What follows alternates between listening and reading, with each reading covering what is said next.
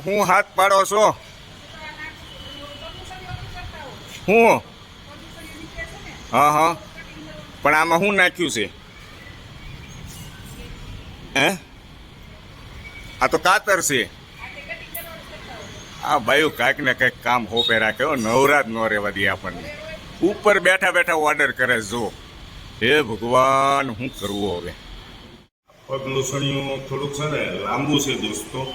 એટલે આપણે એને કટિંગ કરીશું માપટાનથી આ કામ હોપવું છે આપણને